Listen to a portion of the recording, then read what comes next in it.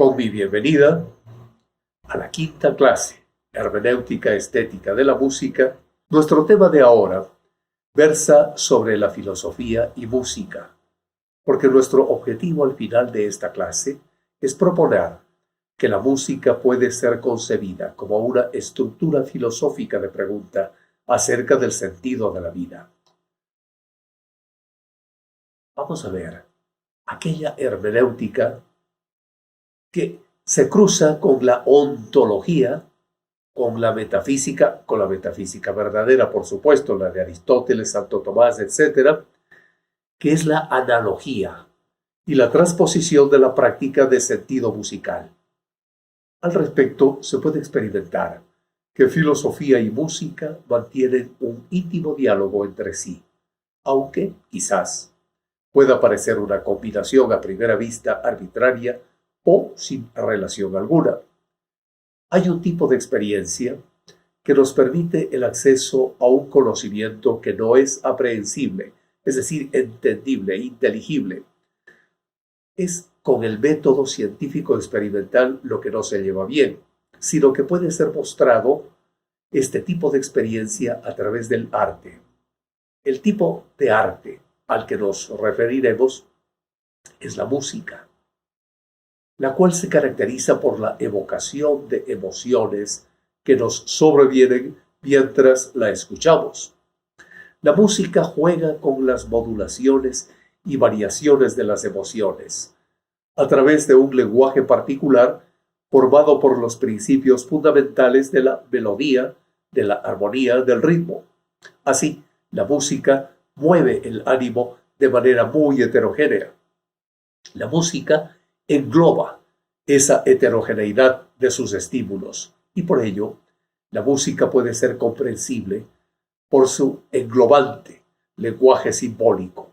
Es un englobante lenguaje simbólico y universal que hace posible la expresión de las emociones que todo ser humano puede experimentar, como la tristeza, la alegría, la ira, el miedo. Desde este mundo de comprensión lingüísticamente mediado, el filósofo Schopenhauer concibe a la música como lenguaje universal por excelencia, dentro de su mundo interpretado como voluntad y como representación. No les voy a indicar un libro escrito por Schopenhauer, sino por un buen amigo, maestro, etc., Ramiro Borgi Borja, quien escribió este libro en el Ecuador, Criticismo y Voluntarismo, síntesis de los sistemas de Kant y Schopenhauer. Aquí justamente escribe sobre Schopenhauer, el criticismo y voluntarismo y este mundo interpretado como voluntad y como representación, en el que Schopenhauer concibe la música como ese lenguaje universal por excelencia. Podemos entonces explorar a la música como una combinación de sonidos y de silencios. Es decir, es posible explorar la música estrechamente vinculada con el tiempo. Surgen entonces las preguntas filosóficas, esencialmente ontológicas.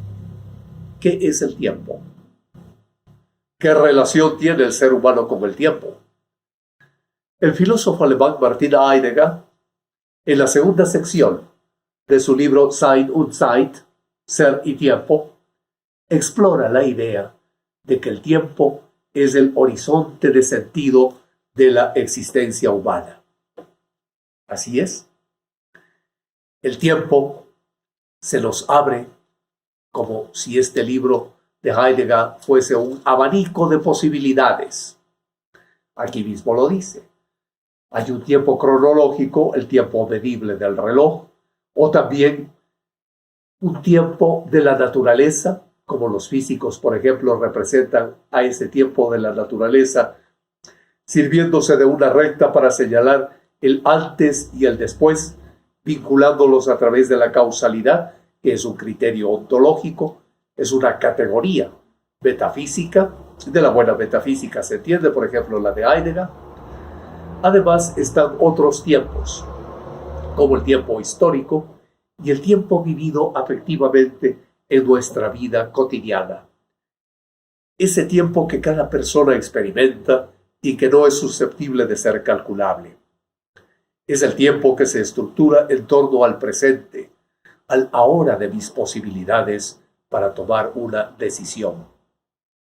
Parece que vivimos el presente bajo una pequeña durée, una duración, que en realidad no transcurre, sino que nos acompaña, pero que fluye, que pasa heracliteanamente. Imaginémonos por un momento que estamos en un concierto. Imaginemos, me parece que ya estoy hablando en términos de los Beatles, imaginar, y es precisamente eso.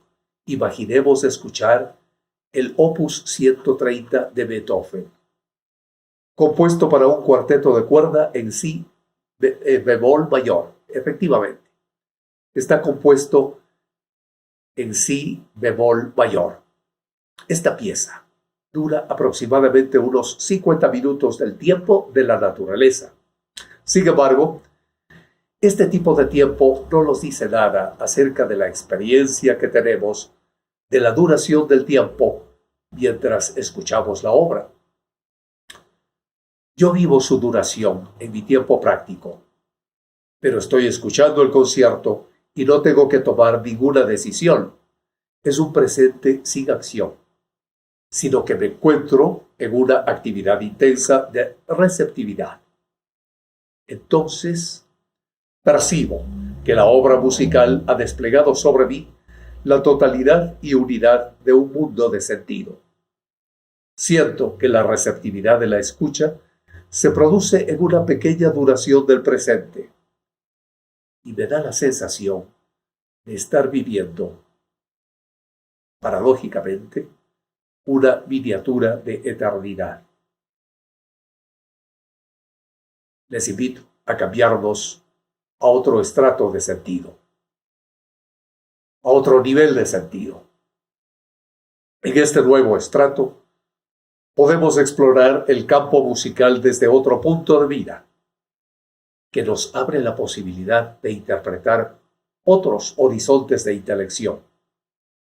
Así podemos explorar que durante la primera mitad del siglo XX y luego durante la otra mitad, durante la segunda mitad del siglo XX, el análisis musical cambió.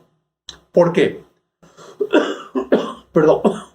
Porque en la segunda mitad del siglo XX, el análisis musical fue fuertemente determinado por una perspectiva estructuralista que privilegió el estudio de los componentes musicales, de sus relaciones intrínsecas, en el marco de modelos formales, tomados como instrumentos para la medición objetiva de la estructura musical, y fue en desmedro de otros abordajes del sentido musical, que consideren al sujeto, a la sociedad, a la cultura, como parte del fenómeno analizado, que no lo vea desvinculado de ello.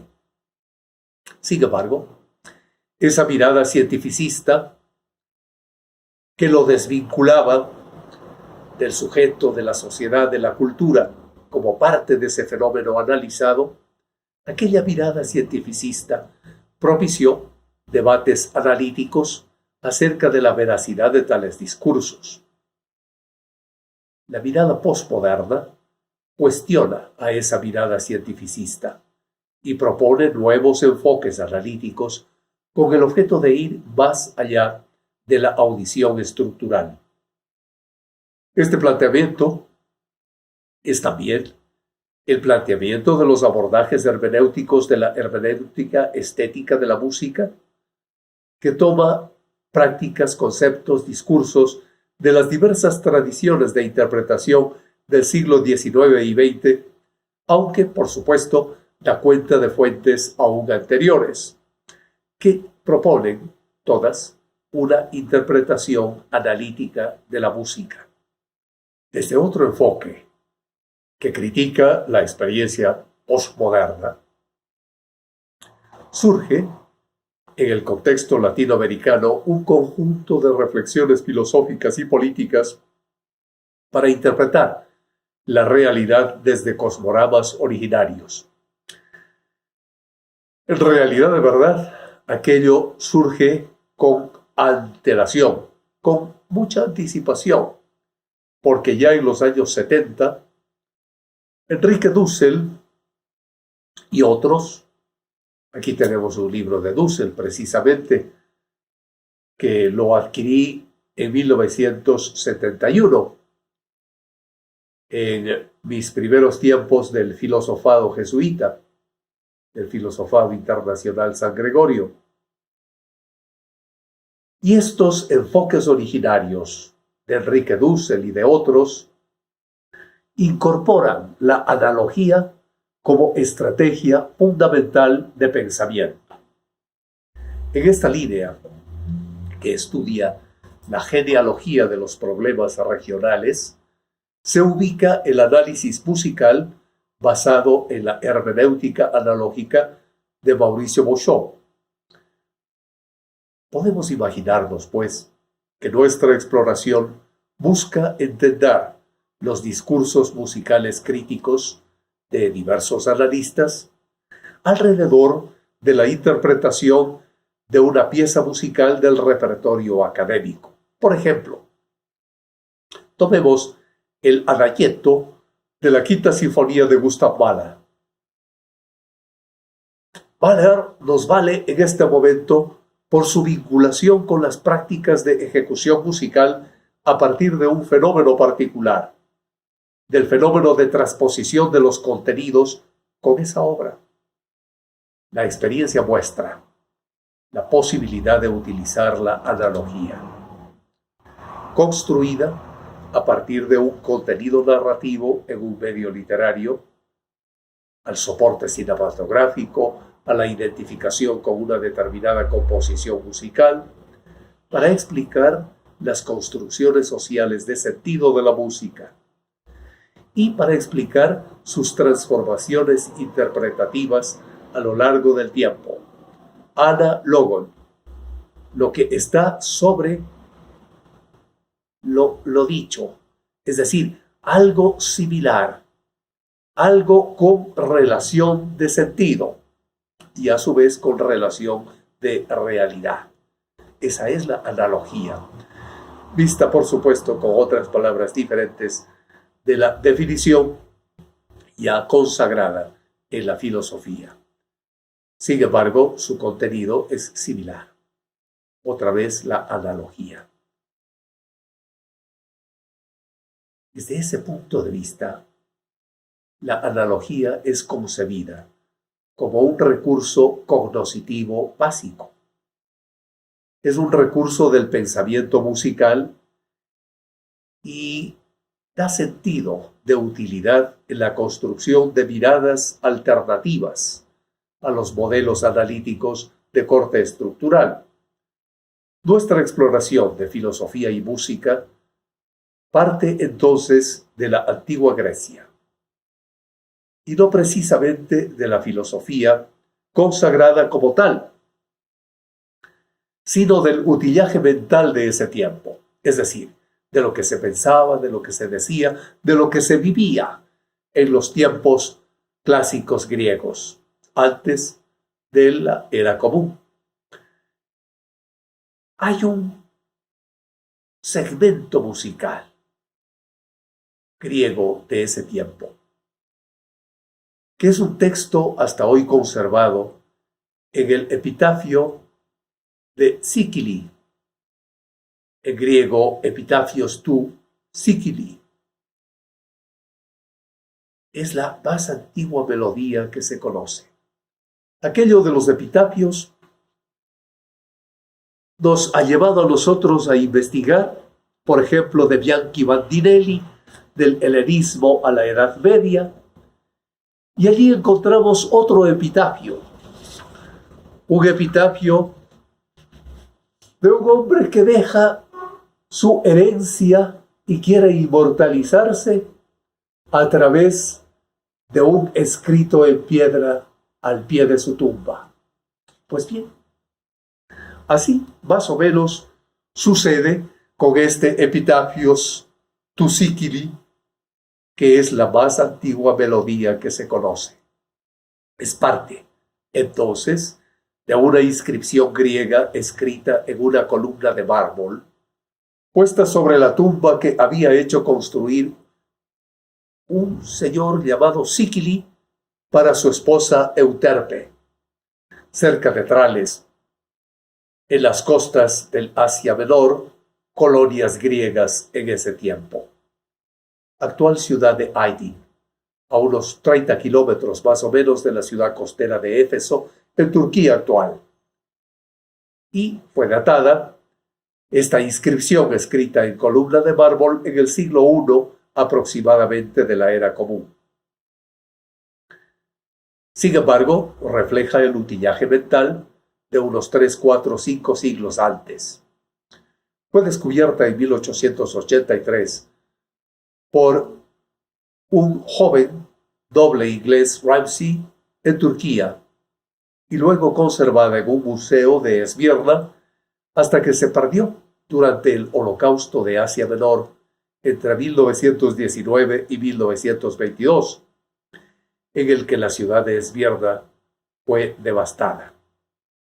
Posteriormente, se la encontró a esa inscripción desgastada ya en su base y con la última línea de texto borrada en poder de una mujer del pueblo que la usaba para apoyar sobre ella una maceta.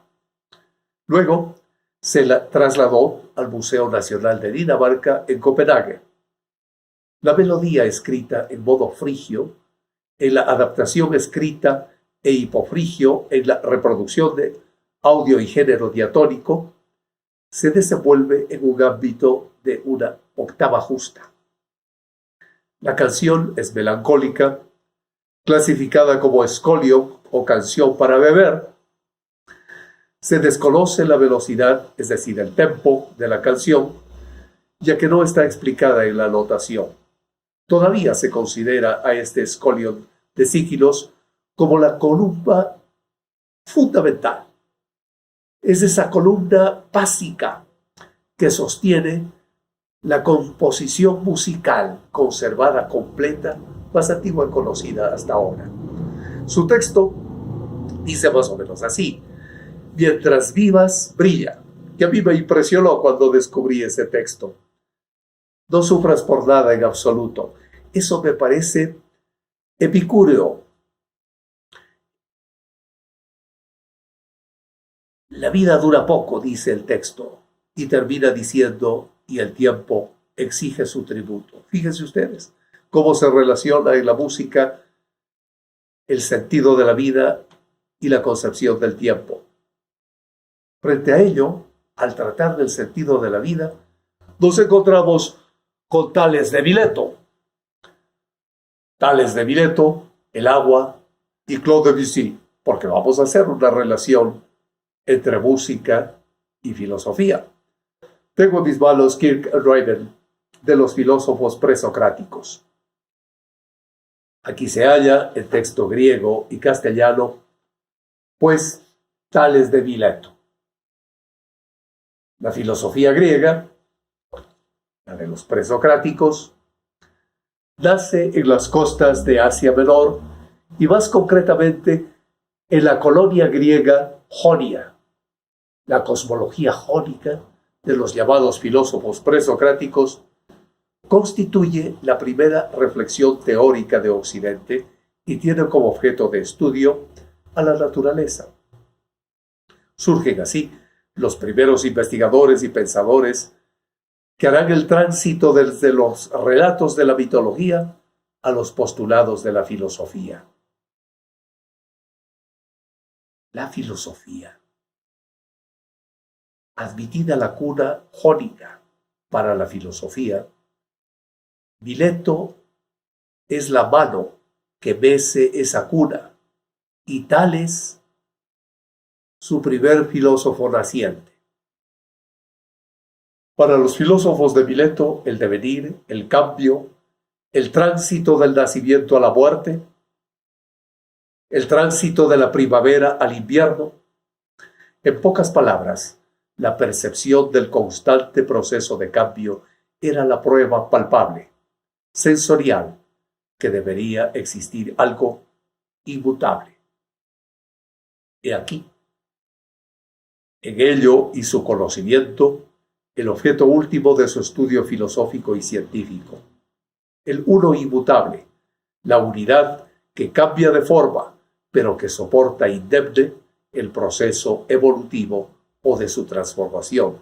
Tales de Mileto, que coincide con el resto de sus colegas jónicos en atribuir este carácter primigenio a un elemento material, en su caso el agua, llegan a esta conclusión mediante la razón especulativa, haciendo abstracción del concurso de los sentidos y de la experiencia sensorial. Es decir, estamos ante los primeros materialistas abstractos, donde el uno se distingue de lo diverso y éste se integra de nuevo en el uno, siempre regido por el imperio de la ley universal. Tales de Mileto, según nos cuenta Aristóteles, en su obra Metafísica. Aquí les he traído mi obra de combate, la metafísica, no la metafísica de Valentín García Yebra, la trilingüe, sino esta, la de Austral, en el que nos dice en esta obra metafísica Aristóteles, respecto de Tales de Mileto, que todas las cosas se nutren de lo húmedo, y las simientes tienen su origen en el agua.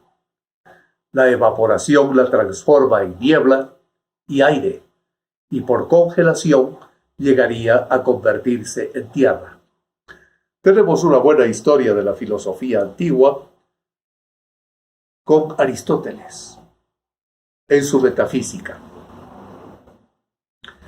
Tales de Mileto acababa de iniciar el pensamiento filosófico que fuese capaz de dar una respuesta a la interrogante del uno primigenio y de sus diversas formas, y de lo diverso como producto de un proceso de cambio morfológico que en el límite podría volver al uno, cerrando el ciclo, el tránsito del alfa al omega. Ensayemos una audición de música académica. Para ilustrar lo dicho de Tales de Mileto, les invito a nuestra audición. Ustedes pueden hacerlo, cada uno de ustedes, a su manera, una audición que tenga en el agua a su materia primigenia. Y esta es la obra, a mi modo de ver, de música académica que les propongo. Es el tercer movimiento de ese diálogo del viento y de la mar, de la obra La Mar de Claude Debussy. Una vez que hayan escuchado esta música de Claude Debussy, este movimiento de su obra La Mar, pues estamos ya preparados para ingresar a Anaximandro, al Apeiron o Apeiron y Gustav Mahler. Aquí tengo en mis manos otros dos tomos del pensamiento antiguo escritos por Rodolfo Mondolfo, que se encarga de estudiar a los filósofos antiguos, entre ellos a Anaximandro, y a la cosmología de los filósofos presocráticos, centrada en el estudio de la búsqueda del sustrato permanente al que pudiese reducir la esencia de todas las cosas. En la filosofía encontramos que el cambio, la transformación y el concepto de la múltiple no eran más que apreciaciones aparentes de una experimentación fenomenológica engañosa. Le toca el turno a este filósofo milesio Anaximandro. Anaximandro era al parecer discípulo de Tales, y su postulado fundamental estriba en que el uno inmutable no puede ser físico material. No puede ser nada al que se le pudiese asociar un contrario, como sucede con el agua de Tales, sino que algo anterior, algo del que se derivasen precisamente los contrarios, y al que éstos vuelven tras la lucha que establecen entre ellos y que los lleva a su deterioro como consecuencia de la misma. Ese algo lo llamó Anaximandro el apeiron. La definición que da del apeiron nos ha llegado gracias a Teofrasto, que pone en su boca estas palabras. Lo tomo de los filósofos antiguos del jesuita Clemente Hernández, publicado en la BAC. Aquí tenemos de Teofrasto, que dice: el apeiron no es ni el agua ni ninguno otro de los llamados elementos, sino una naturaleza diferente, diferente de ellos e infinita, de la cual proceden todos los cielos y mundos en estos encerrados. Eterna y sin edad, abarca todos los mundos. De ese apeiron se desgarran un número ilimitado de mundos mediante un movimiento centrífugo, donde los más pesados ocupan el centro y los más livianos se alejan del vórtice. Un movimiento eterno que hace que todo nazca del uno y que todo regrese a él. ¿Qué podemos encontrar en la música académica al respecto? Este concepto de apeiron pienso que lo refleja muy bien el primer movimiento de la Sinfonía número 1 en Re mayor, Titán, de Gustav Mahler. Para ilustrar esta apreciación personal, permítanme por favor que cite a Theodor Adorno en su libro Mahler, cuando nos da una maravillosa guía de audición de este movimiento, quien dice textualmente: la primera sinfonía tiene como comienzo una prolongada nota pedal de las cuerdas. Todas estas, excepto el tercer grupo de los contrabajos, el más grave, tocan armónicos y se elevan hasta el más agudo, hasta el la más agudo.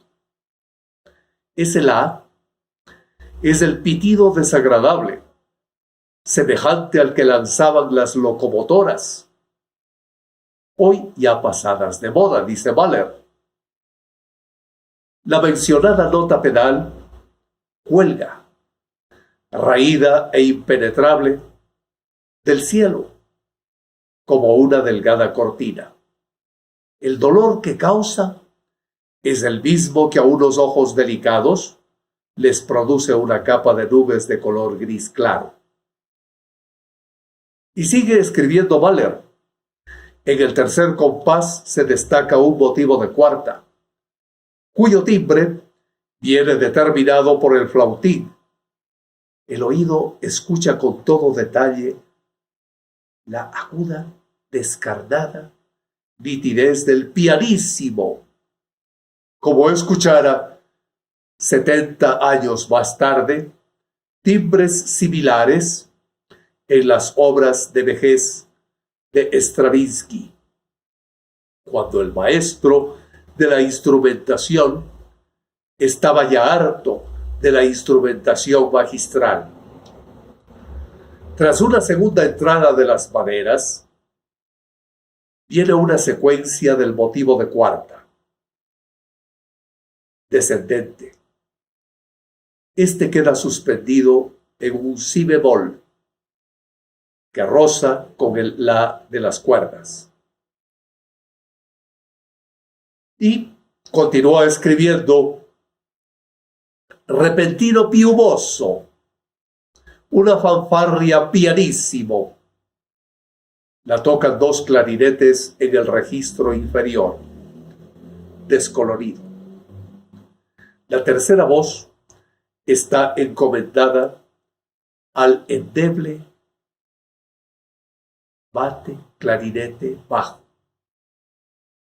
Es como si el sonido viniese detrás de la cortina a la que antes hemos aludido, escribe.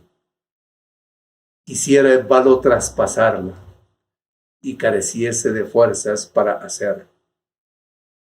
En una gran lejanía sigue estando la fanfarria, también cuando pasa a las trompetas, tal como exige Mahler que estén colocadas estas. Más tarde, en el momento culminante de este primer movimiento, 6 compases antes de la reaparición de la tónica, es decir, del re, la fanfarria, confiada a las trompetas, a las trompas, a las maderas del registro agudo, produce un rompimiento que no guarda la menor proporción ni con la sonoridad anterior de la orquesta, ni con el crescendo que hasta esa fanfarria produce. Más bien que llegar la fanfarria al clímax, lo que ocurre es que la música se expande con un súbito estirón corporal. El desgarrón viene de allá lejos, de más allá del propio movimiento de la música. Hay una injerencia.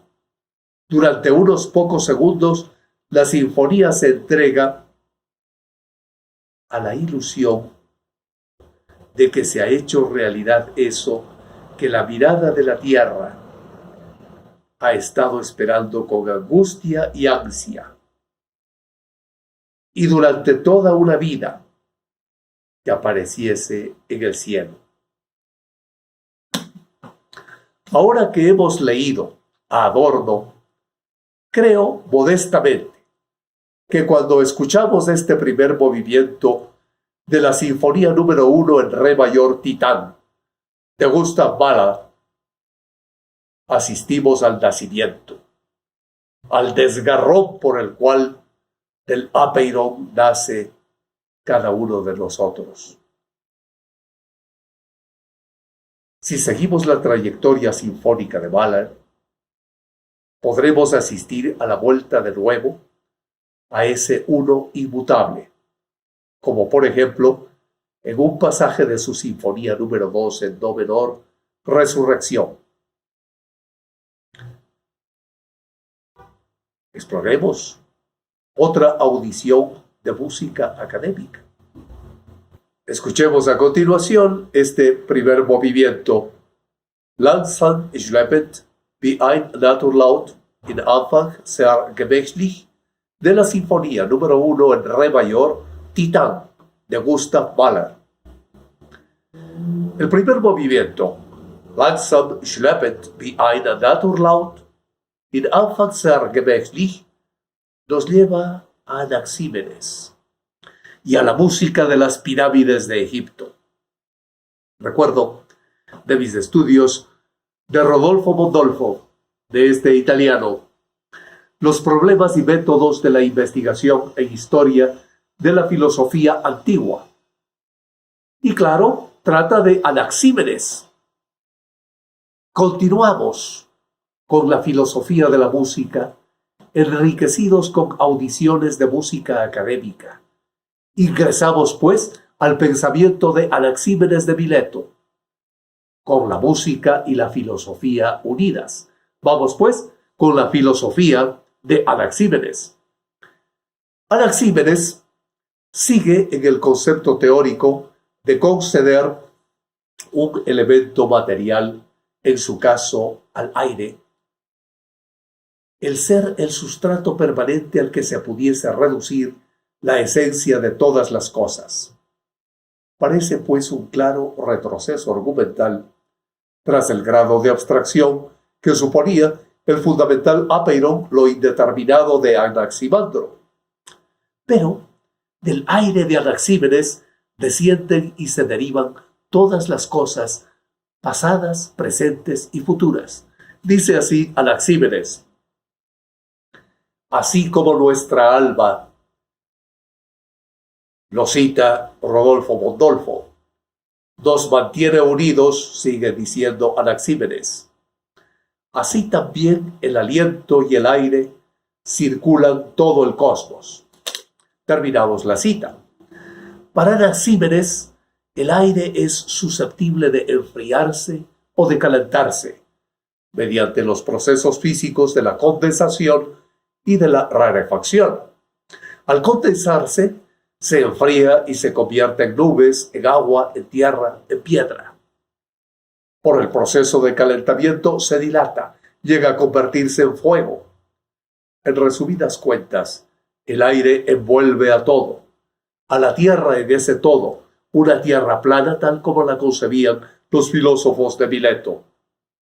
El aire es una especie de ambiente intermedio entre el fuego etéreo y la sustancia condensada o masa fría y húmeda.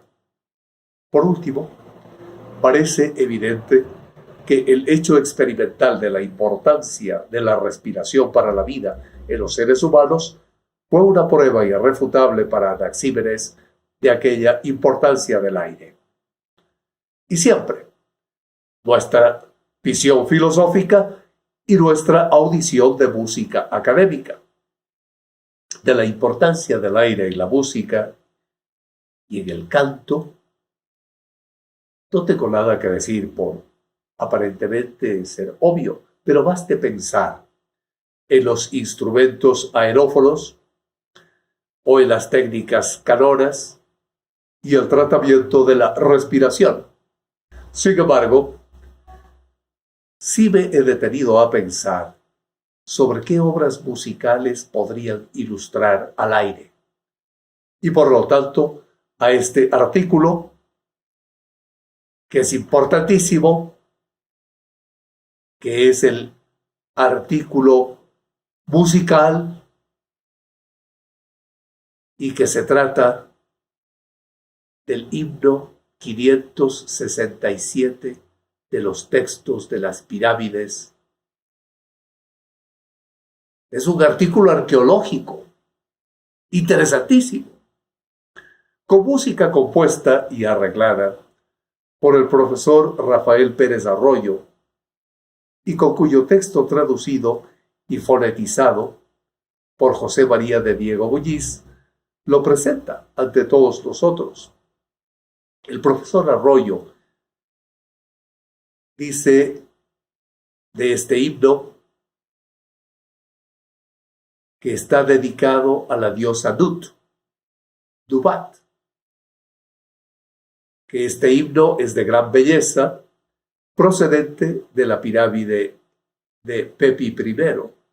Es decir, estamos nosotros refiriéndonos al más o menos, quizá haya alguna diferencia de años, porque esto es tan antiguo, pero de lo que tenemos entendido, está datado en el 2332, 2283, antes de la era común, es decir, antes del nacimiento de Cristo. Es de la sexta dinastía, en Sáhara. En Sáhara, allí estuvo. Es claramente de origen heliopolitano y se remonta probablemente a la quinta dinastía del 2500 a.C. El texto hace referencia a la purificación del rey Pepi en el campo de los juncos y exalta al espíritu del rey, a su Ka, para que vuele como un halcón hacia el cielo.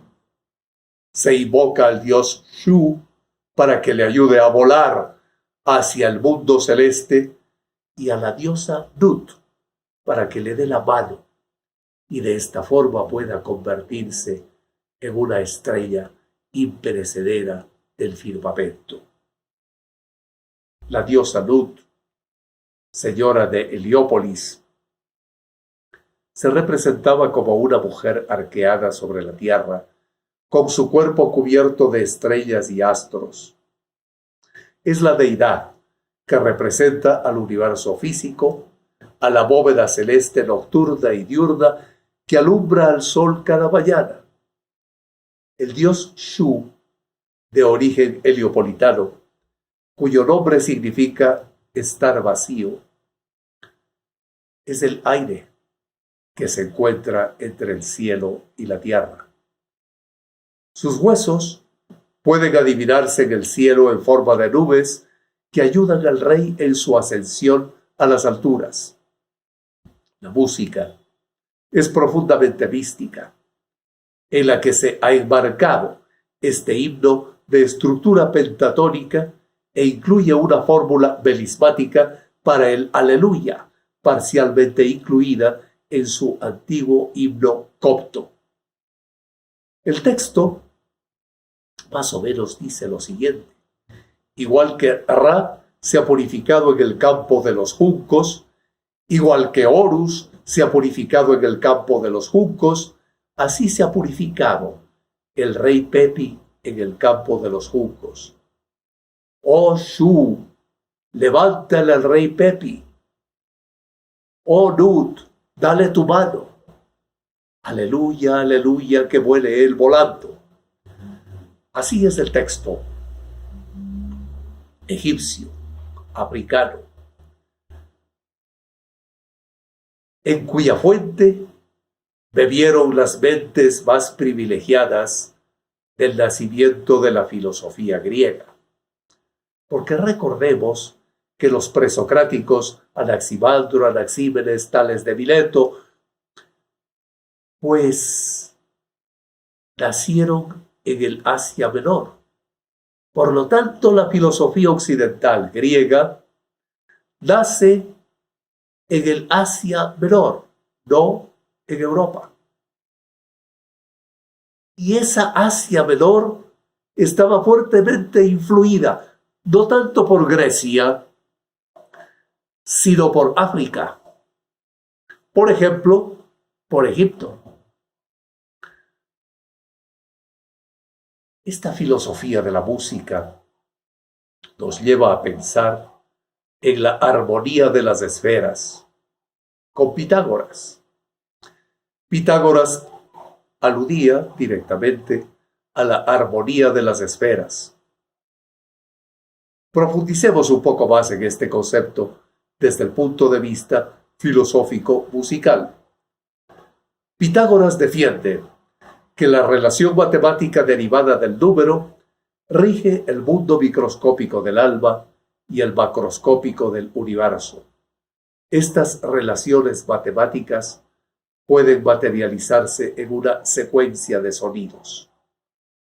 La leyenda establece que infirió esta suposición al escuchar taller diversos martillos en una forja. El sonido. Esto es básico. Pitágoras concibió estas ideas en una forja, al golpear de los martillos, observando que las alturas de los sonidos obtenidos obedecían a los pesos de los martillos. De manera que, por ejemplo, martillos cuyo peso estuviesen en la relación 2:1 producían sonidos separados por una octava. La comprobación la hizo con el monocordio. Las esferas, los planetas, debían regirse por la misma ley. Concluyó Pitágoras, pensando que el tiempo que los planetas tardaban en recorrer su órbita determinaba la altura de su nota planetaria dentro de la escala musical celeste. Cuando yo aprendí esto, me maravilló. Me maravilló de una lectura que podría ser fría del dominico de la Orden de Predicadores, Guillermo Fraile, este libro precisamente sobre filosofía antigua, la historia de la filosofía de Guillermo Fraile en su primer tomo, cuando trata de los presocráticos como iniciadores de esa corriente del pensamiento entre Grecia hacia Roma, pues llegué a vibrar de emoción al pensar que las esferas, los planetas, para Pitágoras debían regirse por la misma ley musical. Pitágoras concluyó que el tiempo que los planetas tardaban en recorrer su órbita determinaba la altura de su nota planetaria dentro de la escala musical celeste. Y las distancias interplanetarias eran las responsables de los intervalos tonales. Fabuloso. Maravilloso. El universo se convertía así en un gran sonador, estructurado armónicamente por estas relaciones planetarias. Esto no quedó como una mera hipótesis filosófico-musical de Pitágoras, sino que llegó a repercutir en muchos siglos después, entre el siglo XVI y XVII, cuando el matemático y astrónomo alemán Johannes Kepler, y ya estamos en el siglo XVI-XVII, porque Kepler nació en 1571 y falleció en 1630, cuando este matemático y astrónomo alemán, Johannes Kepler, estudió y explicó los movimientos planetarios, enunció esas leyes conocidas hasta ahora como las leyes de Kepler, que tantos de nosotros estudiamos en su día y por las cuales nosotros debemos aproximarse a la música de las esferas para completar Kepler lo expresado por Pitágoras. Kepler atribuye a cada planeta una sucesión de notas, otorgándole a la Tierra la sucesión bi, fa, bi, entroncando con la teoría del ethos griego, la teoría de la carga moral del sonido.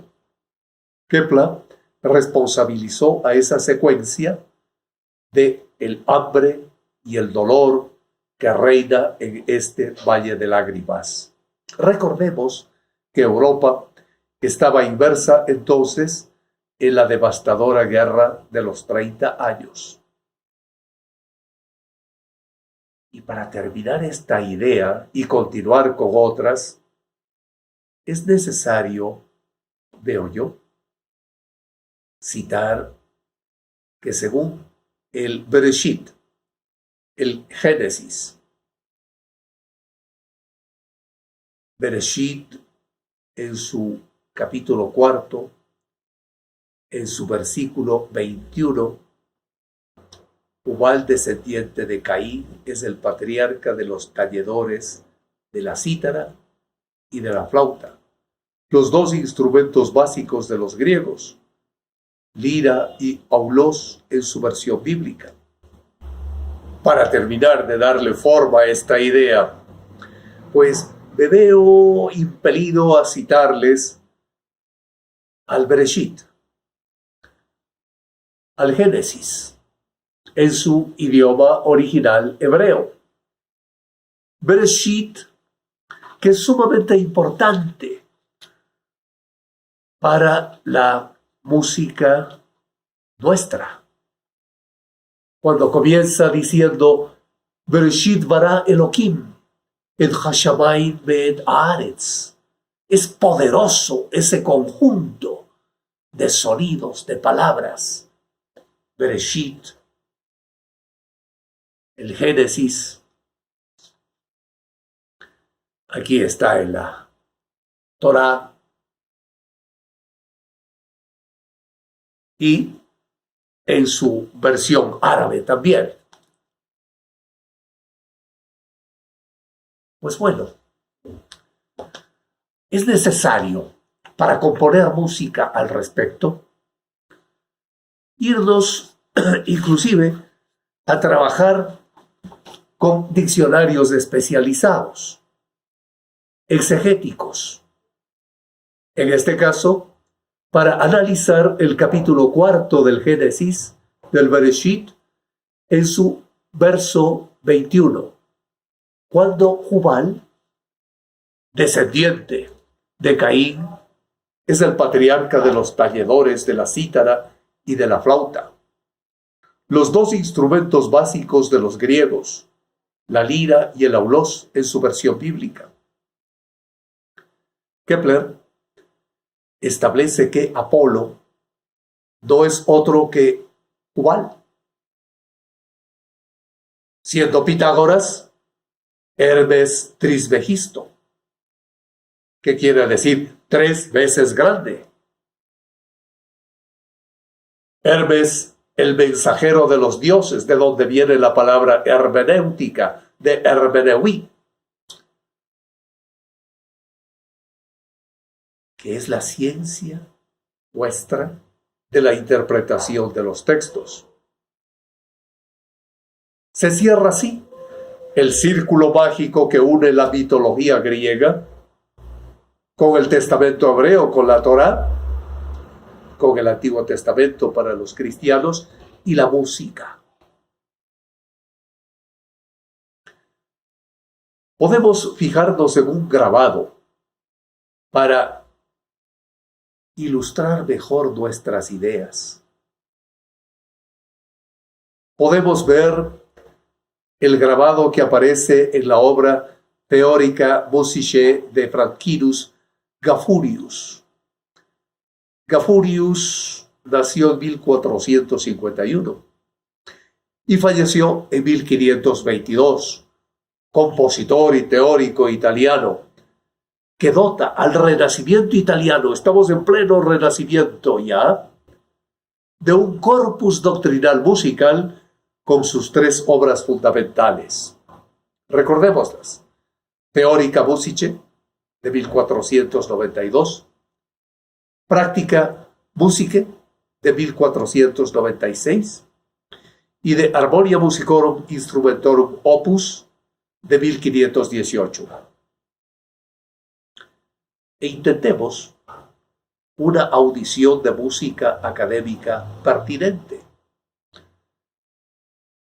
Muchos años más tarde,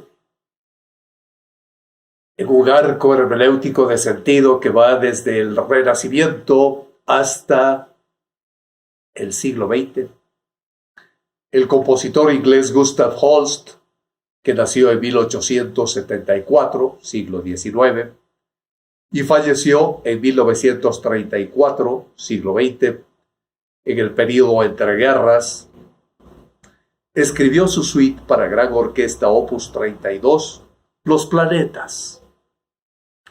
De esta obra, y como no podía ser de otra manera, propongo escuchar Mercurio, el mensajero alado, deidad en la versión romana de Hermes Trismegisto. Es un movimiento scazzando, del que no digo nada más, pues aunque la hermenéutica es la ciencia de la interpretación de los textos, dejemos que Mercurio se explique por sí solo, que cada uno lo interprete sin contaminación, pero sin olvidar cuánto germen cultural subyace en la obra de este compositor inglés. Mercurio, recordemos, e ingresemos en la filosofía de la música, en la armonía de las esferas, en una segunda parte con Athanasius Kirche. Kirche nació en el siglo XVII, al comenzar el siglo XVII. Kirche, en 1601, era un bebé recién nacido y vivió 79 años, hasta 1680. Athanasius Kircher, teólogo, teórico musical, escribió en 1650, cuando tenía 49 años de edad, un tratado de música, Musurgia Universalis, que influyó de manera decisiva en el desarrollo de la música occidental e influyó de manera muy destacada, sin saberlo por supuesto, en Johann Sebastian Bach. ¿Por qué digo sin saberlo? Porque Athanasius Kircher falleció 5 años antes de que naciera ese bebé Johann Sebastian Bach. En 1685 era un niño neonato que recién veía la luz del mundo, Bach, cuando ya estaba 5 años sepultado Kircher. Bach, que vivió hasta 1750. Y fue también Athanasius Kircher quien inspiró la música de Ludwig van Beethoven, quien vivió entre 1770 y 1827. Es decir, cuando Kant estaba disponiéndose a ser profesor en Königsberg en el siglo XVIII. En ese tiempo nació Beethoven. Athanasius Kircher fue un jesuita. Estudié en la Compañía de Jesús. Lo conocí precisamente por mis estudios con jesuitas. Nació en Alemania y pasó la mayor parte de su vida en Roma, donde ostentó desde 1633 hasta su renuncia en 1643, 10 años, para dedicarse a otra de sus pasiones, la arqueología.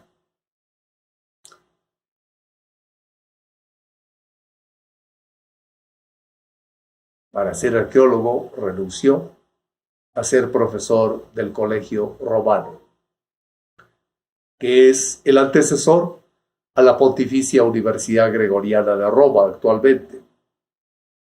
Así que renuncia Kircher a esos 10 años de docencia en el Colegio Romano, fundado por Íñigo de Loyola, y Kircher se dedica a la arqueología y es quien representa en su siglo al erudito curioso de todas las facetas del saber.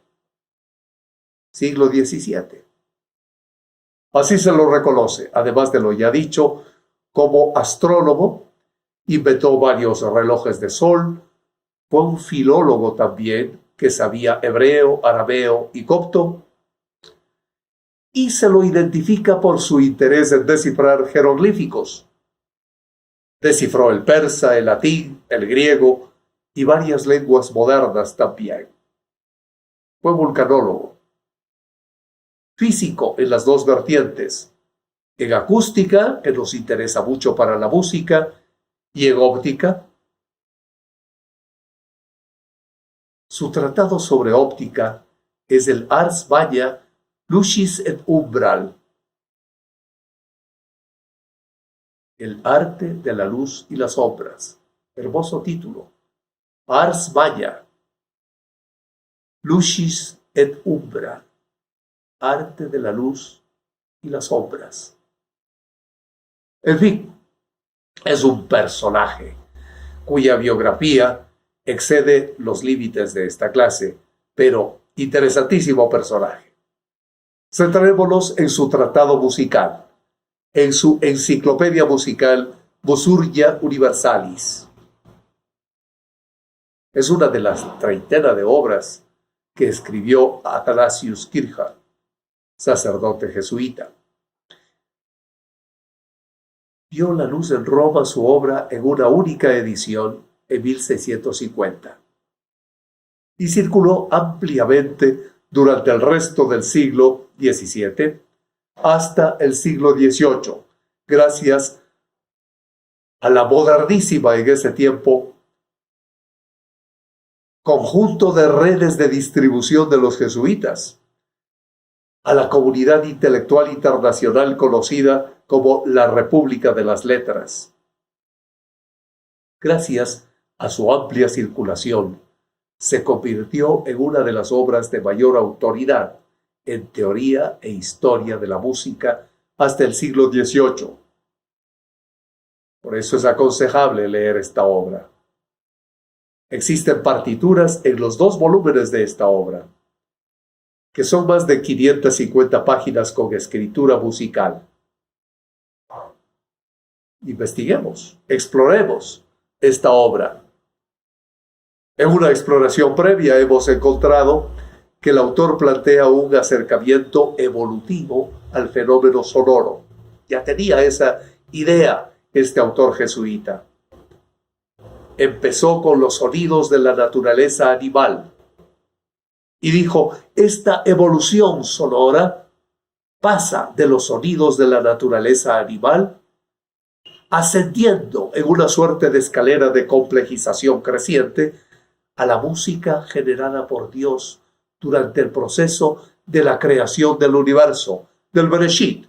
Bereshit bara Elohim, et hashamayim ve'et haaretz, et haaretz hayta tohu vabohu, ve'lachoshek al penei tehom. Esa idea de la creación inicial, ese Bereshit, pasando por supuesto por la música humana en varias de sus expresiones y encarnaciones a lo largo de la historia de diversas culturas. En primer lugar, Krishna, que se escribe Kirchner, en su tratado Musurya Universal, como está en latín, habrá que pronunciar como Y la GI, defiende que la música es un reflejo de las matemáticas y de las proporciones esenciales de la creación. Por supuesto, el latín eclesiástico Musurya, el latín restituido Musurgia, con G-U y pronunciando la U. De tal manera, Krishna trata de la Santísima Trinidad, del origen creador. ¿Pero por qué lo hace? Por la numerología, por el número 3, por la representación numérica del número creador. En virtud del 3, 3 veces 3 origina el número 9, y 9 son los coros de los ángeles, a 4 voces que orlan a la Santísima Trinidad. Los ángeles cantan armonías celestiales y 2 ángeles cantan un canon a 36 voces, que son 9 coros de 4 voces cada uno. Y esto sí que es interesante. Esto lo encontramos en Romano Micheli, denominado Canonis Sopra, le di più vocali, en la sección del Sanctus, Sanctus, Sanctus. Otra vez el número 3, Sanctus, Sanctus, Sanctus. En segundo lugar, Krishna nos muestra el globo terráqueo sobre el que se asienta la música.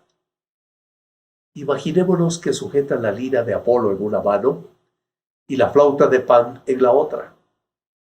Imaginémonos también que el globo está rodeado por el horóscopo. Tratemos de imaginar también que podemos distinguir de izquierda a derecha a Tauro, Aries, Piscis y Acuario. Imaginémonos la cinta que envuelve a la Tierra que dice de Anastasio Kirchner, de la Compañía de Jesús, Musurgia Universalis, y que la dedicatoria dice: imaginémonos a Su Alteza Serenísima Leopoldo Guillermo, archiduque de Austria. En esta sección podemos ver un par de corros de sirenas bailando en la playa y en la orilla. Imaginémonos un pastor comprobando el efecto del eco, gritándole al montículo de la derecha y arriba en la cumbre del mismo. Imaginémonos que vemos a Pegaso, el caballo alado de las musas. En tercer y último lugar de esta imaginación, en la parte inferior pensemos que nos muestra a Pitágoras, señalando la forja en forma de oreja, con los herreros, con sus martillos, con sus yunques, el sonido. Alusión, entonces, a la teoría pitagórica tan importante para la definición de las alturas de los sonidos. Pitágoras, apoyándose en una columna, imaginémoslo, que contiene la inscripción geométrica del triángulo y su teorema, una nueva alusión al número 3 y a la par a la Santísima Trinidad creadora del catolicismo, que proviene del monoteísmo judío del Bereshit, de la creación, del Génesis. Imaginémonos ver a una musa a la derecha, que puede ser Polinia, que posa con distintos instrumentos musicales, señalando con su índice a un laúd. Así, de imaginación en imaginación, la música de las esferas celestes, representada por la esfera central, es un reflejo de la música divina que interpretan los 9 coros de ángeles. La armonía creadora, basada en ese poder engendrador del número 3, se refleja en la armonía de las esferas, representadas también por el horóscopo. Perdón. Ensayemos, pues, una audición de música académica. Escuchemos el Sanctus y, para variar, veámoslo en la misa criolla del compositor argentino Ariel Ramírez, cantado por un jovencísimo, ya lo pueden ubicar ustedes, a quien luego será un celebérrimo cantante lírico, José Carreras. Y como complemento, propongo pues ingresar en la filosofía de la música, en la armonía de las esferas, en su tercer y último momento, para trabajar con el número 3. Hacer corresponder a las esferas con las 9 musas. Este es nuestro reto de exploración, como va a realizar Martianus Capella en el siglo V después de Cristo. 5 siglos ya de la era común encontraron sitio para Martianus Capella. Se debe, entre otras cosas, Capella a los siguientes antecedentes filosóficos. Capella recoge el concepto pitagórico del número y de sus relaciones. Capella hereda el neuma y su significado para los estoicos del siglo IV a.C., un siglo antes que él. Y también bebe las fuentes intelectuales de Marco Tulio Cicerón del 106 a.C. al 43, antes de Cristo, es decir, del 106 a.C. al 43 a.C. Marco Tulio Cicerón. Aquí está Cicerón, de quien hay mucho que aprender en música también, no solo en retórica, no solo en pensamiento, sino también en música, porque en sus obras, que están aquí precisamente, de Natura Deorum y de Re Pública, desarrolla la teoría de la música de las esferas. Concretamente, en el capítulo Somnium Scipionis. Todo ello ayuda a Capella para establecer su tesis. Marcianus Capella es el autor de la obra de Nuptiis Mercurii et Philologiae. Nuptiis Mercurii et Philologiae.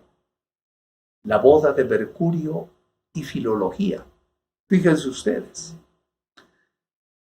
Esta obra de carácter enciclopédico, escrita en prosa entreverada, con pasajes versificados en 9 libros, va a decirnos que De Nuptiis va a ser de gran importancia para la definición de las disciplinas académicas desde ese siglo V hasta el siglo XII. Hasta el siglo XII hay repercusión de su idea, llegando a conocerse la obra por De Septem Disciplinis. Brevemente, la obra se puede reducir a este resumen. Mercurio, el dios de la inteligencia, decide casarse y pide consejo a Apolo con respecto a la elegida. Apolo le recomienda a Filologia, que es la poseedora de todos los conocimientos, a través del arte de las palabras. Quizá por eso hoy día les he indicado muchos libros que tienen el arte de las palabras.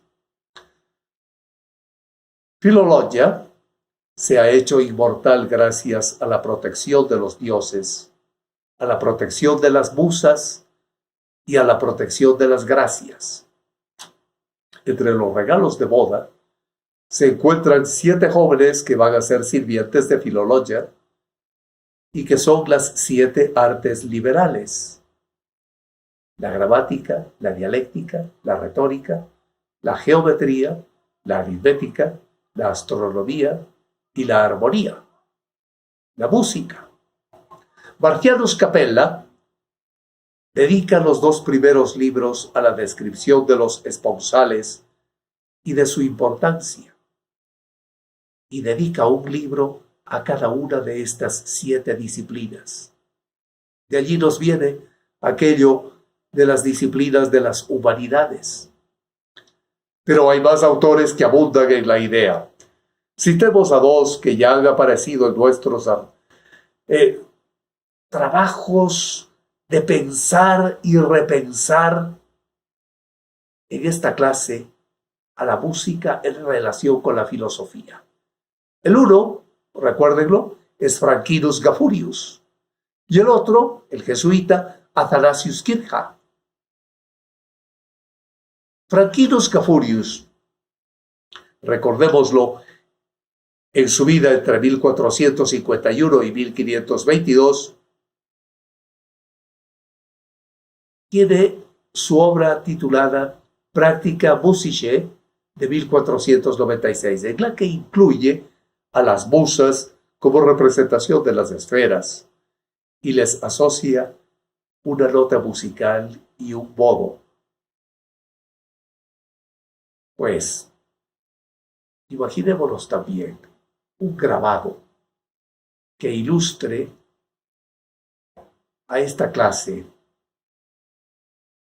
con otro conocido nuestro, con Athanasius Kircher, que represente a las musas y a las esferas desde la tierra, Thalía, hasta las alturas celestiales del primum mobile, donde Apolo dirige los sonidos. Repasémoslas. Estudiemos a las musas. A Thalía, musa de la poesía pastoril y la comedia. Se representa con una máscara cómica. Está asociada a la tierra. No hay equivalencia musical porque no suena. Mora en el subsuelo, Thalía.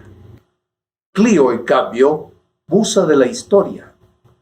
Se la presenta con un rollo de papiro y está asociada a la luna porque controla las estaciones del año.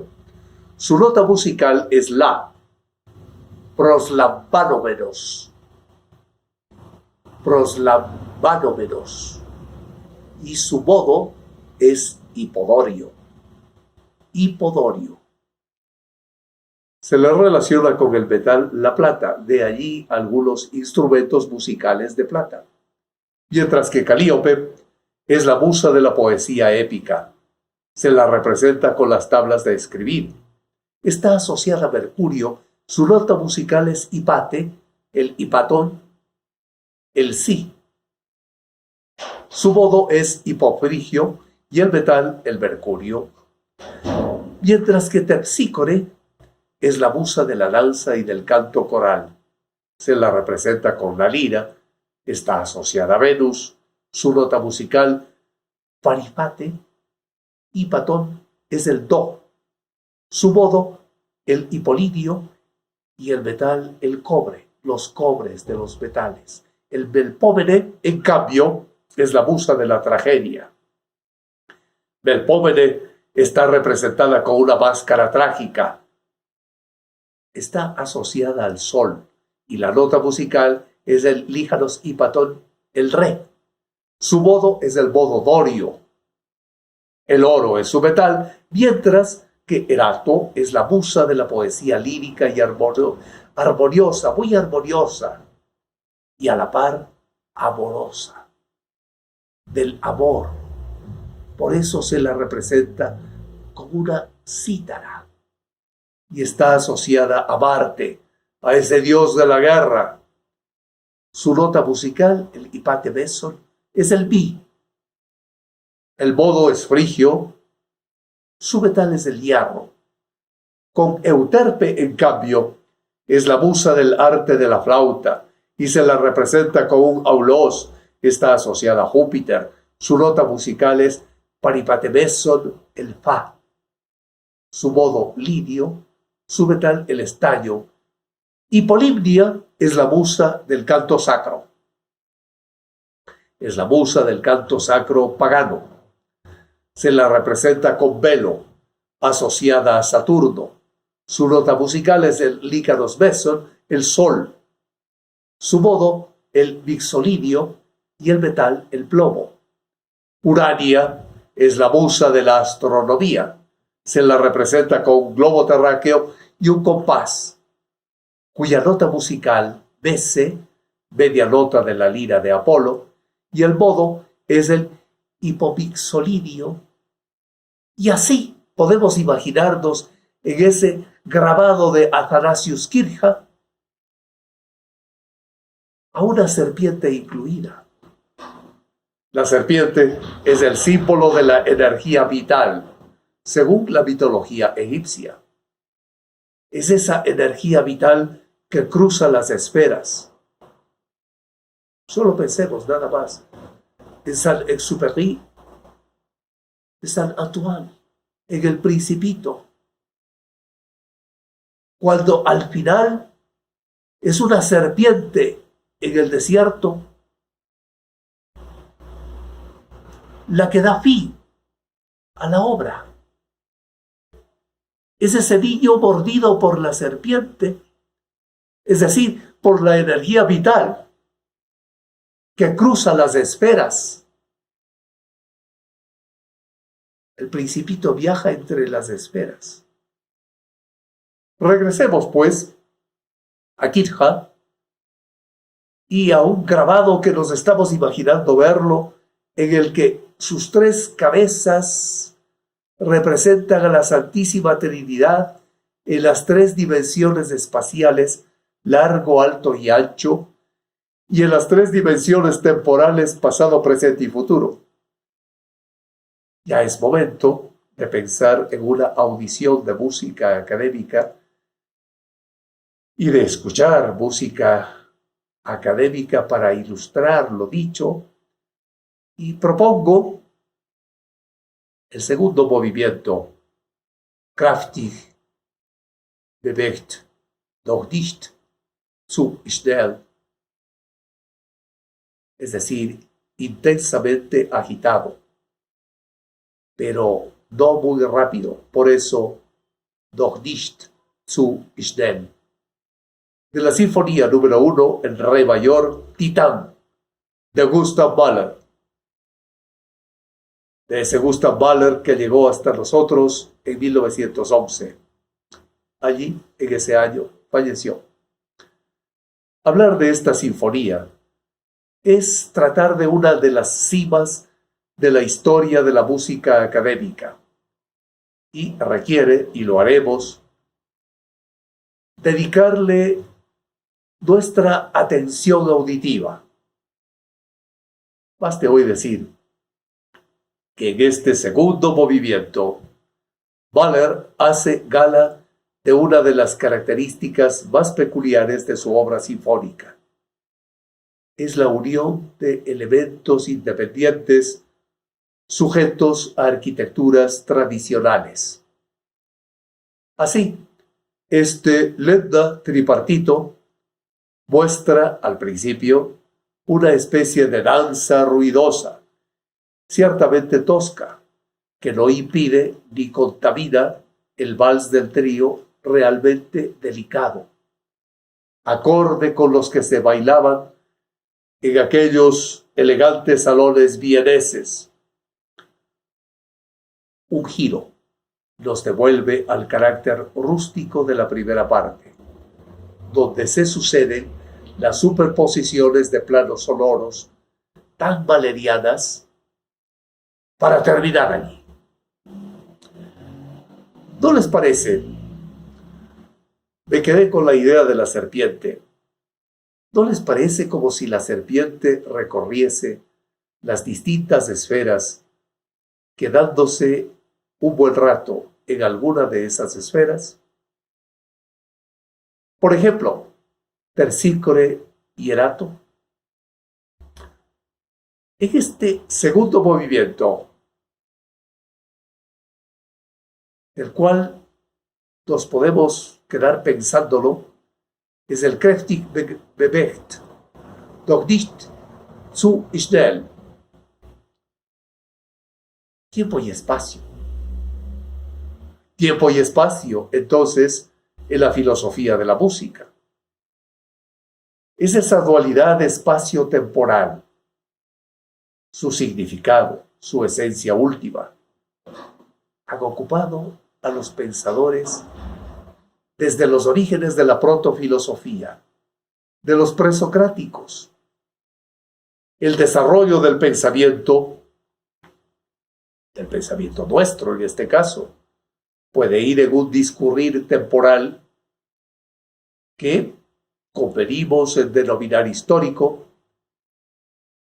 y que nos ha dejado concebir diversas teorías del conocimiento musical, teniendo como objeto de estudio al tiempo y al espacio en sus relaciones sonoras. Es pues la música académica y la filosofía en tiempo y espacio, desde un punto de vista musical y en oposición al resto de las manifestaciones artísticas, aquellas manifestaciones que definimos como plásticas o visuales. La música representa la expresión temporal, ese ritmo vital. La música es el pulso del universo. Las otras artes son creadoras del espacio, que además necesitan para ser. La música fluye y es música y es algo, es un ente real mientras suena. La música es una dinámica desde el enfoque fenomenológico de la física clásica, mientras que la arquitectura, mientras que la pintura, mientras que la escultura son estáticas y se nos presentan en su ser de forma continua, inmóvil, eterna, son la expresión del espacio. Añadamos el hecho que la música la conocemos mediante el concurso del sentido del oído, inútil aparentemente para las demás artes, y a estas las asociamos con el sentido de la vista, de poca utilidad aparentemente para la apreciación musical. Por último, la música exige intermediarios entre la partitura y el auditorio, a saber, los intérpretes, los instrumentos musicales, el escenario en el que se produce, e incluso se ve influida por el hecho de que la audición sea privada e íntima, la obra y yo, o social, la obra y todos los asistentes. Nada de esto ocurre en las artes plásticas. La apreciación de este tipo de obras solo requiere que pueda presentarme ante ella y tener, eso sí, tiempo suficiente para poder escudriñar, para poder descubrir todo lo que encierra. Hay, por lo tanto, una diferencia sustancial, que es la siguiente. Las artes visuales incorporan en ese su espacio información conocida que incluye la carga psicológica del observador, en cantidad suficiente para poder juzgar la obra como buena o como degenerada. Me refiero a los colores, a las texturas, a los materiales, a la abstracción o la figura, al tema reconocible de la misma o a su ausencia.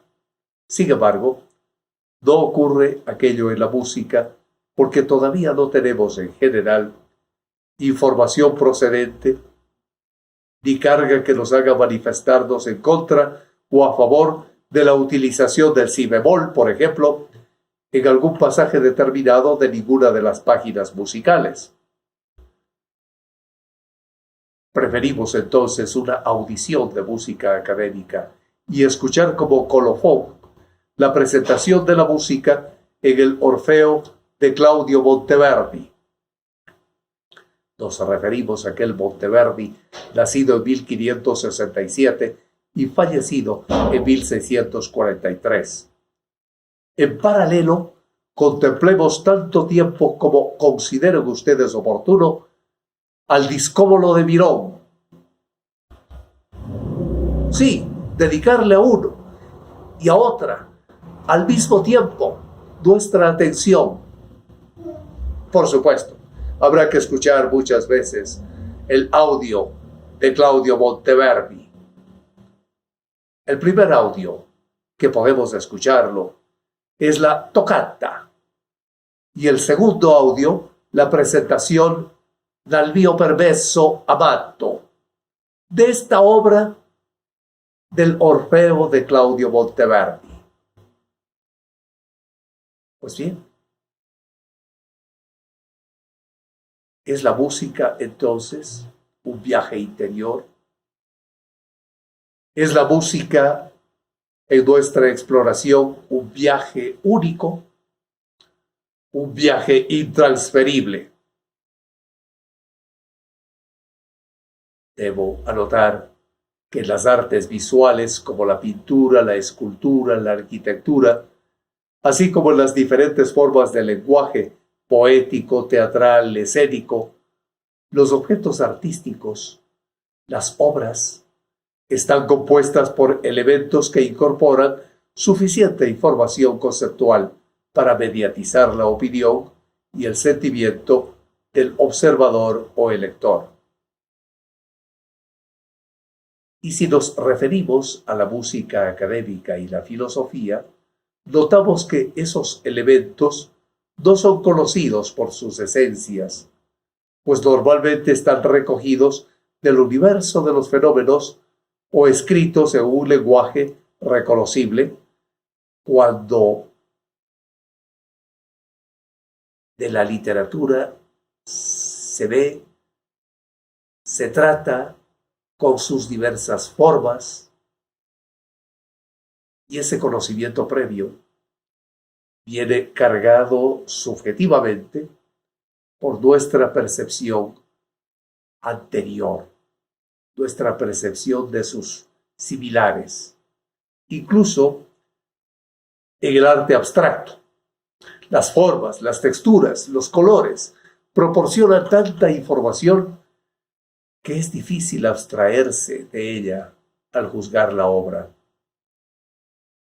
Estos conceptos son también válidos desde el punto de vista del artista, pero la música no comparte esta información previa. La música, por tanto, no puede objetivarse como nada más que un fluido sonoro que avanza hacia su catarsis final, catarsis entendida como purificación de las pasiones por el miedo, por el terror, por la compasión.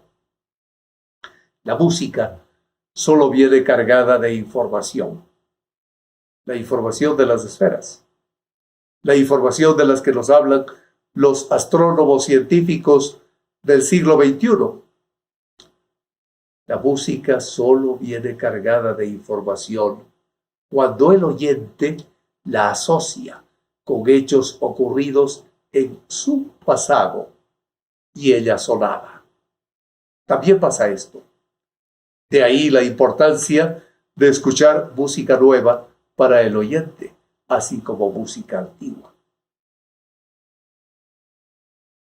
Volvamos a la filosofía de la música y quisiera incluir una de las definiciones de la música que de alguna manera van a impactar en nosotros, porque quizá mejor expresan esta meditación previa hecha por Richard Wagner en su libro Beethoven, libro que lo publicó en 1870 para conmemorar el nacimiento del compositor de Bonn. Si bien es cierto que Richard Wagner pone esta definición de música en su libro Beethoven, también aparece en su correspondencia con Wagner y Liszt. Y dice así la definición: la música distrae rápidamente al intelecto de cualquier percepción de nuestra relación con las formas externas y a la vez nos separa como pura forma libre de cualquier objetivación del mundo exterior y permite que nuestra mirada se dirija solamente hacia nuestro interior y al de todas las cosas. Yo lo veo, lo capto, cuando lo leo en alta voz, lo escucho como certeras palabras que encierran el origen de la música como instrumento y como vehículo del viaje interior del hombre, de la música como terapia y de la música como conocimiento del yo. Merece, pues, nuestra atención el oír a la música académica y sirva para ilustrar esta clase la audición del adagietto Sehr langsam de la Sinfonía número 5 de Gustav Mahler. Sehr langsam. Para ayudarnos a meditar mientras nos respondemos a nosotros mismos de tantas cuestiones que aparecen. A la par, les hago una propuesta para que inmediatamente después se pueda escuchar una música diferente, la de Antonio Corelli, concretamente el tercer movimiento de su concierto número 8, en sol menor, Patto per la notte di Natale. Patto per la notte di Natale. Y nos lleva a pensar en esta audaz relación de ideas en nuestra exploración a la danza y a la filosofía de la música. La danza como expresión musical con el concurso del lenguaje corporal, que representa una de las manifestaciones más atractivas y más complejas del ser humano y también de nuestros compañeros de vida en este mundo, de los animales. Ellos, los animales irracionales, realizan sus danzas sin música humana, pero sí con su música. Sirvan de ejemplos el aleteo y los trinos en los pájaros, la percusión por el choque de las cornamentas en algunos bóvidos, las zambullidas sonoras de las ballenas en el agua o el baile de los delfines. Esto me lleva a mí a pensar en Fantasía y en Fantasía 2000 de Disney. Allí aparece aquello. Además, suele ser frecuente la articulación canora como acompañante de esos bailes. Pensemos de nuevo en la música académica y la filosofía vertida en la danza. Pensemos en los integrantes de una generación. Permítanme poner en mi generación, que tenemos, quizá algunos, no todos por supuesto, grabado en la memoria los bailes y el canto de ese delfín Flipper, el delfín que veíamos hace muchos años en esas televisiones con antena de cuerdos, mientras merendábamos una onza de chocolate dentro de un trozo de pan. Ese es el poder evocador de la música. Contiene la danza reminiscencias de algunos tipos. Reminiscencias místicas, reminiscencias de trance, de pura exaltación emocional, lúdicas, también terapéuticas o iniciáticas o religiosas, telúricas, míticas, en fin, cualidades variadas y múltiples que se utilizaban desde el agradecimiento a los dioses por una buena cosecha o para invocar a los mismos en la antigua Roma y evitar días nefastos y convertirlos en fastos, hasta para deslumbrar a la pandilla y conquistar a Olivia Newton-John como hacía Travolta una noche de cualquier sábado, febrilmente, eso sí. Y si quisiésemos concretar lo que es la esencia de la danza, ¿cuál sería entonces una buena definición? Para mí, una de las mejores definiciones de danza es la de Friedrich von Schiller. Schiller nació en 1759, falleció en 1805 y escribió una serie de cartas interesantísimas. En su 27ª y última carta, incluida en su corpus epistolar, que es su libro titulado Cartas sobre la educación estética del hombre, en este libro dice: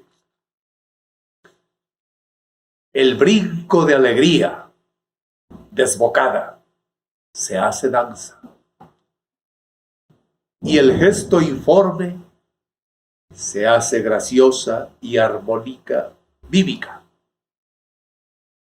Los sentidos confusos del sentimiento se despliegan y empiezan a obedecer al ritmo y adaptarse al canto.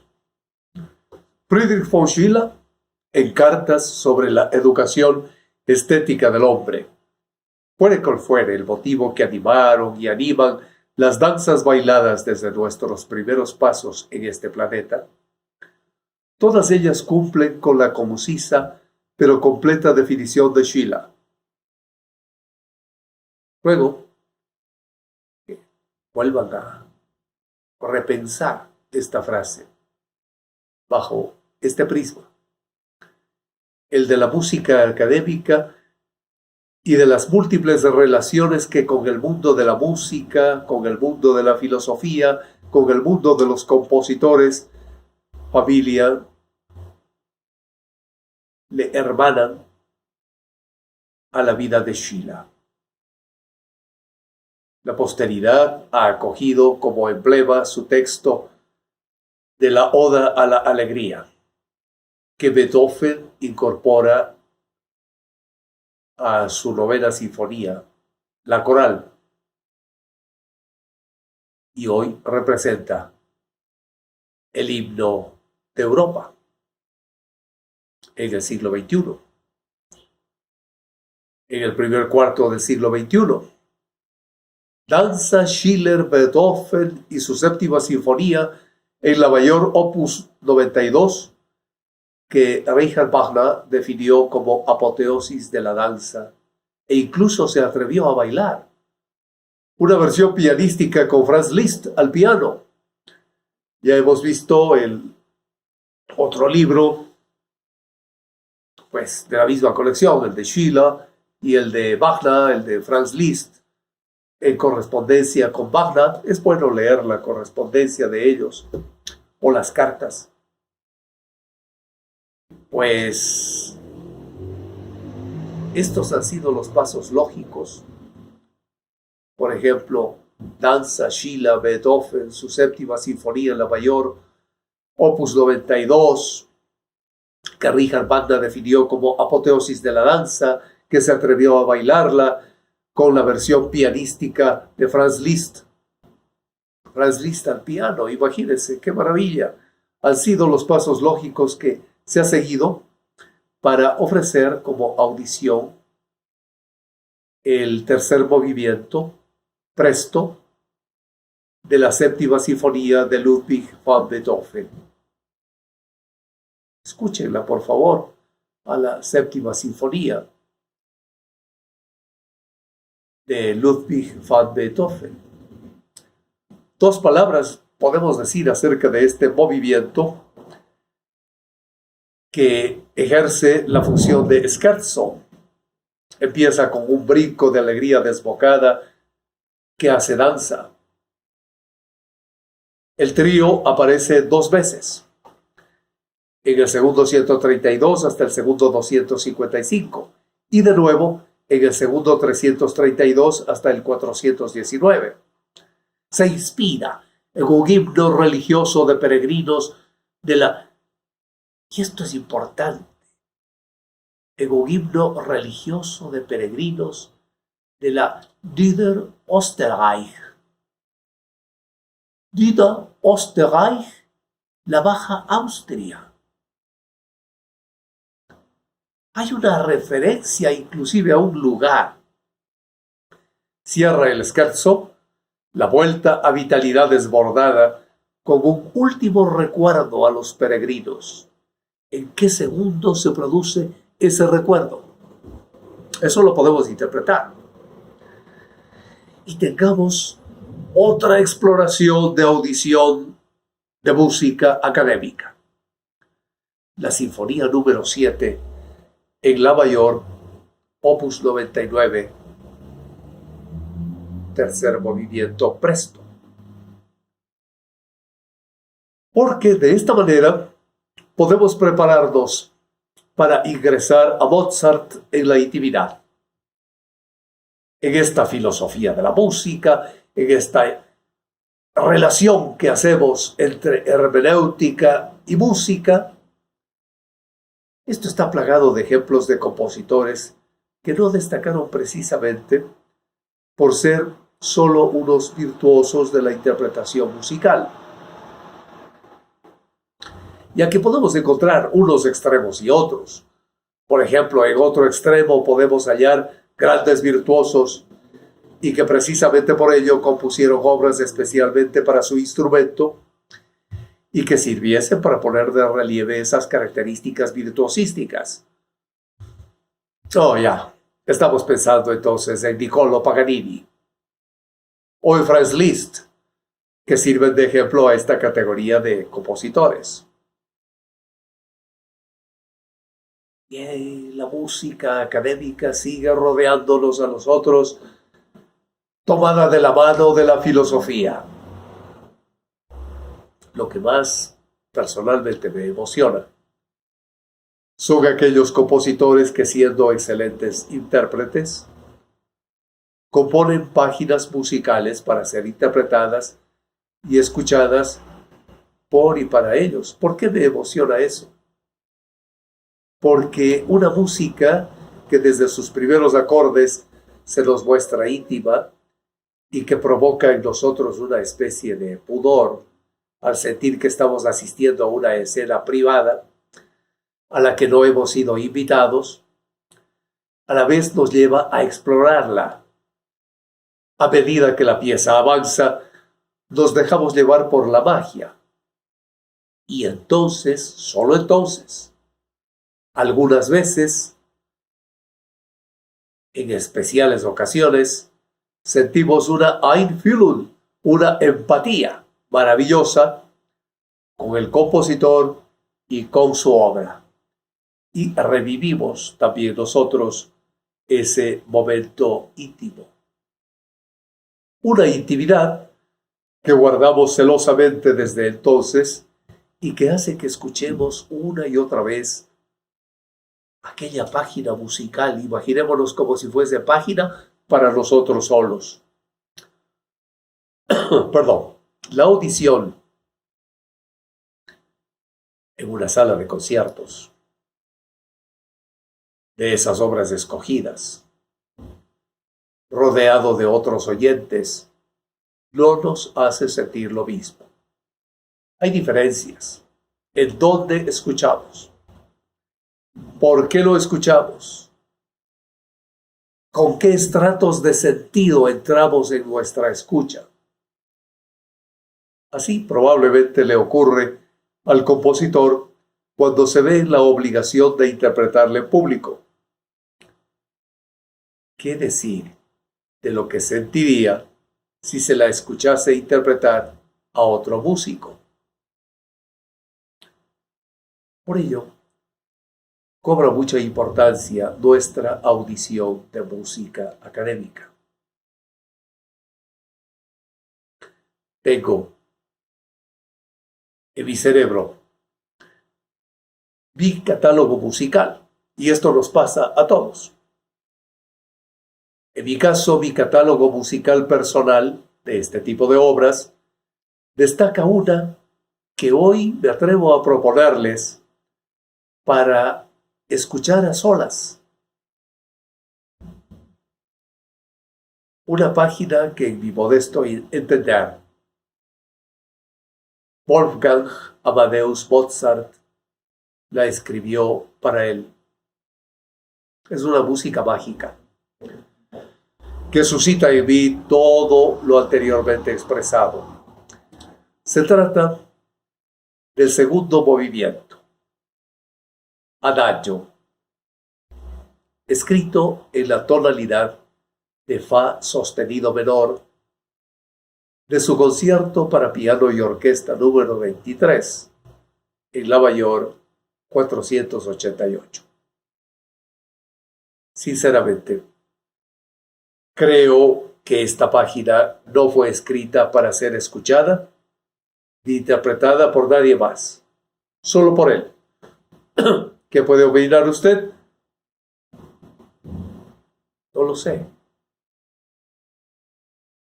Tratemos de entrar al segundo movimiento, Adagio. Lo que me lleva a mí a sentir, a degustar a Antonin Dvorak en el Stabat Mater. Muy apropiado para filosofía de la música. Muy apropiado para nuestra hermenéutica estética de la música. Los anhelos, las ilusiones y también, ¿por qué no?, los desánimos, las tristezas, las preocupaciones se ven a menudo truncadas de manera súbita por la llamada de la parca. de la muerte, que sin previo aviso y a traición rasga ese suave y sedoso pañuelo de la vida. Las luces se apagan y la función termina, inconclusa, suspendida, rota. Ese es el dolor de la muerte en la vida. Las biografías, de algunos compositores no son ajenas a esta realidad. Una realidad a la que no prestamos atención cotidianamente y que, sin embargo, por el mero hecho de reflexionar sobre ella, nos evitaría tantos y tantos disgustos, tantos y tantos afanes y sinsabores que nos consumen ingentes cantidades de tiempo, que puede ser precisamente de lo que carecemos sin saberlo. Veamos un ejemplo musical, el de Antonín Dvořák. Cuando en marzo de 1904 decía que deseaba consagrar todas sus facultades a la creación lírica y que pensaba hacerlo siempre que el buen Dios le concediera salud. Recordemos en estas palabras, que se han quedado grabadas a mí, porque es impresionante lo que pasó.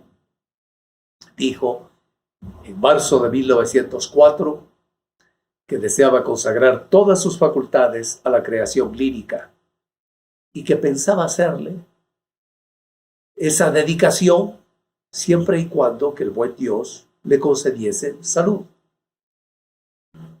Y decía Dvořák que no se trata de un vano deseo de gloria teatral, sino del firme convencimiento de que la ópera es el medio de expresión que mejor se adapta a su nación, que es el que llega más directamente al público más importante.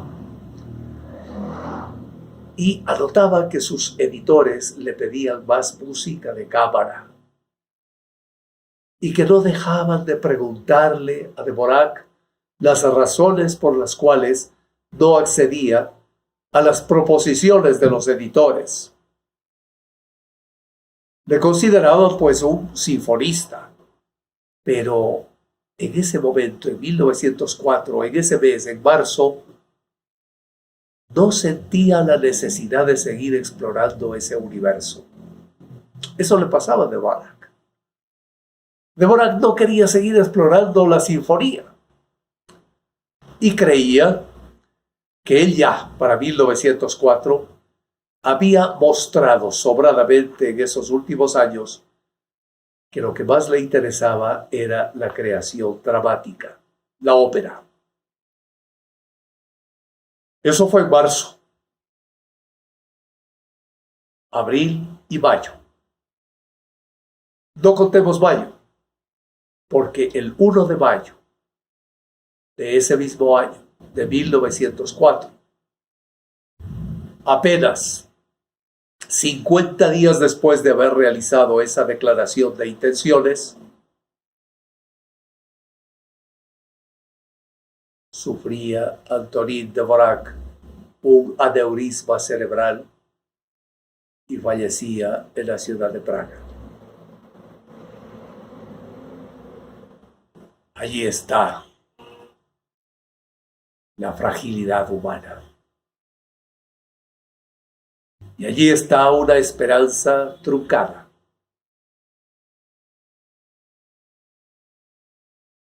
La noticia se publicó sin saber.